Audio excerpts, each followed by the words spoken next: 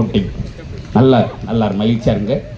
வேணும் எனக்கு இப்படி சில ஐயா என்ன எடுக்கிறீங்களா இல்லையா அவரும் அவன் திணறார். எப்போயாவது நகைச்சுவை ரொம்ப பிடிச்சிரும் பார்க்குறாரு. இந்த மெமரி கார்டு போட்டதான் மிச்சம். எனக்கு கேமராமேன் ரொம்ப பிடிக்கும்.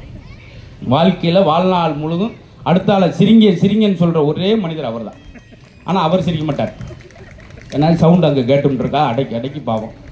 அன்றைக்கு நீங்களாவது கைதட்டுறீங்க எனக்கு ஈஸி சார். பார்த்தீங்களா மேடையில் ஏதாவது நடந்தால் யாராவது வந்து பொன்னாடை போட்டோம் மாலை போட்டோம் அதெல்லாம் இதுதான் வேணும். ரசனை என்பது சிரித்து கைதட்டினாலே போதும். முந்தினாலாம் ஒரு ஆள் பொன்னாடை போகிறோன்னு இவ்வளோ ஒரு சால்வையை கொண்டு வந்து மேடையில் பட்டார்னு உதறினார். பொன்னாடைக்குள்ளேருந்து ஒரு நியூஸ் பேப்பர் கீழே விழுந்துச்சு. அதை எடுத்து எனக்கு பொத்திட்டு பொன்னாடி அவர் கொண்டு போயிட்டார். அதோடு நிற்கிறேன் 45 பேர் நியூஸ் படிச்சுக்கிட்டு இருக்கேன் பின்னாடி வந்து. இதெல்லாம் நடக்கும் இங்கே. அது குழப்பம் இல்லை. அதே போல் எங்கே எதை பேசணும் சார் முக்கியம். ஒரு யாரும் சிறந்த பேச்சாளர்னா எதை பேசணும்னு தெரிஞ்சிருக்க விட எதை பேசக்கூடாதுன்னு தெரிஞ்சிருந்தா போதும். நம்ம ஊரில் கரெக்டாக எங்கே எதை பேசக்கூட அங்கே பேசுவேன்.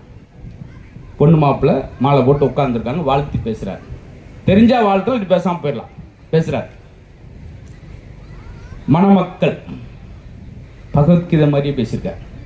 எது நடந்ததோ அது நன்றாகவே நடந்தது.